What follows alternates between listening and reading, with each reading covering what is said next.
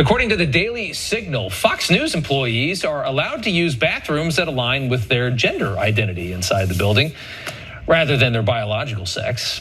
And they must be addressed by their preferred name and pronouns in the workplace. All these policies reportedly outlined in the company's employee handbook, according to the Daily Signal. The handbook promises that Fox is dedicated to expanding and strengthening efforts to sustain a more inclusive work environment. It also states that employees who are transitioning their gender have the right to be open about their transition and work in an environment free of harassment, discrimination, and without fear of transphobia. It doesn't even stop there. The handbook allegedly defines many LGBTQ terms like cisgender, gender fluid, and non-binary.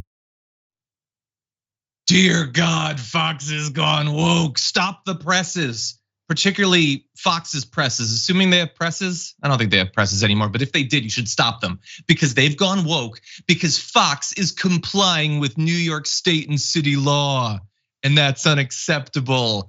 That's the actual takeaway, worded slightly differently from Rob Schmidt of Newsmax. He's responding to a Daily Signal article that appears to show that Fox News has taken the unprecedented and unacceptable steps of protecting its employees from harassment. No, really, that was one of the things that he cited, that they should have a workplace free from harassment, and that cannot be borne. We need to be free to harass these people clean out of the news industry. But anyway, we're gonna get back to more of that. But the interesting thing, before we dive into the substance of it, is that this is Newsmax attacking Fox. And why wouldn't they? They see an opening right now with Tucker Carlson being fired. Newsmax wants to jump in that new audience. But interestingly, it was pointed out by Matthew Gertz on Twitter, Newsmax has an expansion of their studio going on right now in New York City. So they already are there. They're expanding to this massive 24,000 square foot office space.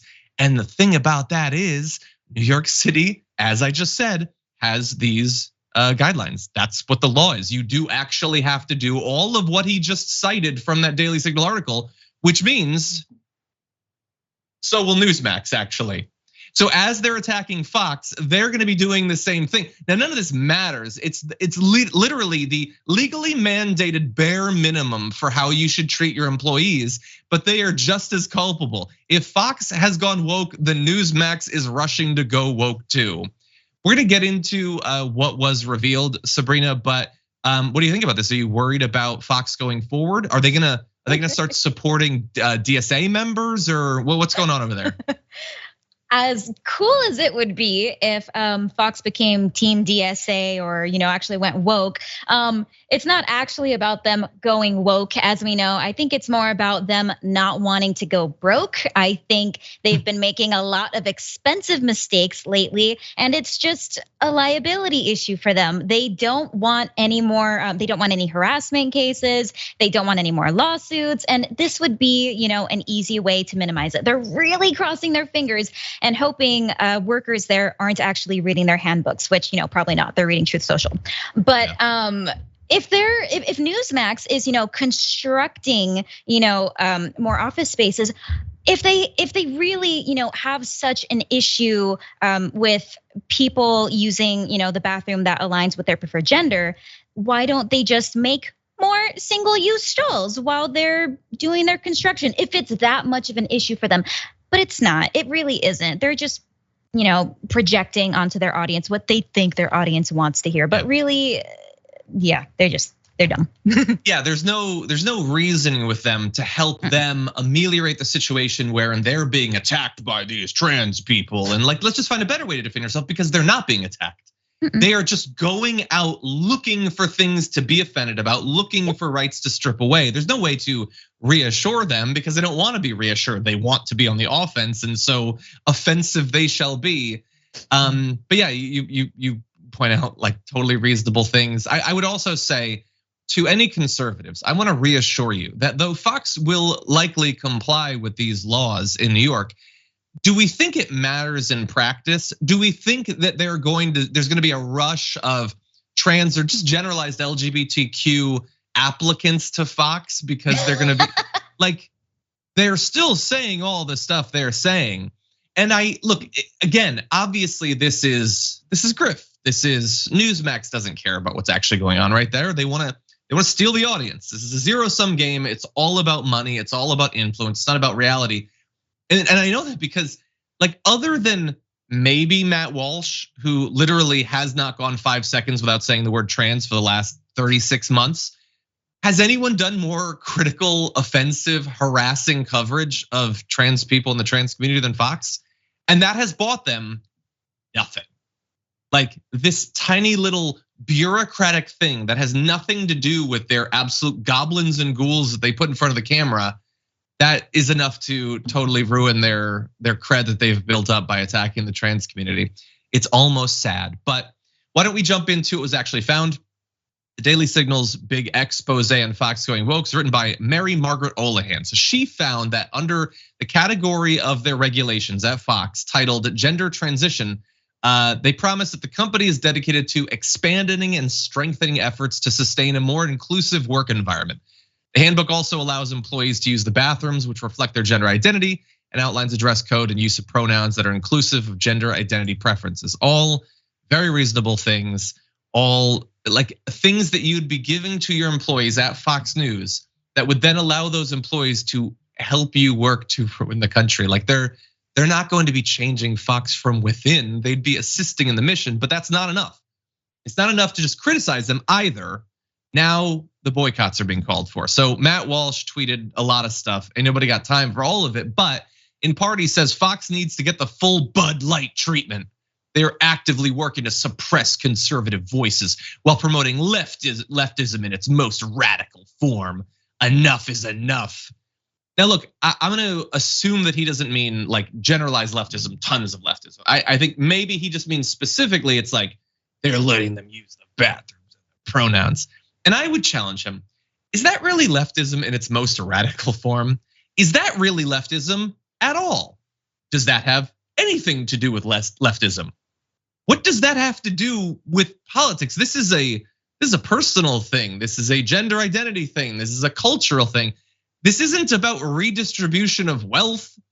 This isn't about tax codes. What are you talking about? That it's, I know that you want to tie it to the left because you think it's harder to attack the left on its actual policies because you know that even your viewers really like a lot of that stuff. So instead, you create this boogeyman of a fake version of the trans community that doesn't actually exist, doing things that they don't actually do. And then you attack that. You gradually get people to hate it and fear it, and then you tie that to the left. It's an end round because you're unable to actually fight against leftist policies. But what does it have to do at the end of the day with it? And also, Fox needs to get the full Bud Light treatment. You just mean it needs to get boycotted. Just say that it needs to be boycotted. That's what you're doing to Bud Light. You want to do it to this. During our production meeting, I was saying, Sabrina, this is kind of like what happens with things like Coke. You know, in a lot of parts of the country, they just call all soda Coke because I guess having a brand makes it more exciting or something. It's just a boycott, buddy. You could just say that. But Sabrina, what do you think? Should Fox be worried about this becoming a big issue, hurting their viewership even more? No, I don't think it's gonna be a huge issue at all. But I just, in regards to Matt Walsh, I really do want him to expand on what exactly is Bud Light treatment. Like you said, it's boycotting, but also, dare I say, it's canceling? Is he trying to cancel Bud Light? Matt Walsh and hypocrites like him are so against cancel culture, which in my opinion doesn't really exist anyway. But this isn't new. Like conservatives have always been trying to tear down and just absolutely crush anything that doesn't align with like their own personal values. So it's very, very funny to me that he won't call it boycotting. He won't call it canceling. He has to call it the Bud Light treatment because that'll resonate with his audience. But I don't think Fox has too much to worry about in regards to their handbook. It's objectively a really good thing. I'm really glad that you point that out because it's funny how a lot of the times the right will purposefully take terms that mean something and then they just drain it of all of its meaning. So fake news meant something. They just started calling all news fake news, and now fake news doesn't mean anything anymore. It's one of the ways that they win is by stripping language of its meaning, its significance. Generally, that's us having to then change our language because they've ruined it. They've like poisoned the well. Here, they have to run from their own language because they've created these constructs that they know they're playing into. So now they need to avoid actually using the term. And it's great too that it's not like Fox needs to get the Bud Light treatment, needs to get canceled, as you pointed out, because I don't know, Sean Hannity did something in his personal life that was bad. This is explicitly canceling them for political correctness. Like, this is like, they're trying to do what is politically like required. And when I say political correctness here, I mean legally correct. And he's saying, I don't like your political statement. It was not from my perspective politically correct. And thus I have a big issue with it. It is, you could not come up with something that is more emblematic of exactly what they say the left does that they shouldn't do. It is the exact same thing, because those attacks, the cancel culture, the political, it's never meant anything. It was never an actual standard that was meant to apply to everyone. It was a convenient way to attack the left, generalized left, including Democrats, and that's it. But anyway, this is also personal, by the way. It, like, for the same reason that Newsmax is trying to take Fox's audience. Now Matt Walsh is really mad because Big Daddy Tucker Carlson isn't there anymore to put him on air. Tucker Carlson would put Matt Walsh on the show every week. I don't know, every month. I don't watch it, I don't know. But he was on there often in any event, and that was valuable. That would be a way to expand his reach, get more people to go watch him. That's what he wants, because this is about money. This isn't about the actual policy. And so all of them are just eating each other because they just desperately want more pointless money that they'll never be able to spend. And so he'd been bringing him on. God knows now what's going to happen. Although Matt Walsh appears to think there was no chance of him being brought back on, because he's definitely burning the bridge now. And so he's going to be fine. He's going to be paid by millionaires and billionaires for the rest of his life. But one of the avenues for more money might have been cut off, Sabrina. Boo-hoo, poor Matt Walsh. I am so sorry for him. You sound it. You sound it. For more political news breakdowns, interviews, stories of activism, and me trying my hardest to care about the occasional big celebrity news story, subscribe to our YouTube channel at youtube.com/The Damage Report. And you can ring the bell wherever it is so you don't miss anything.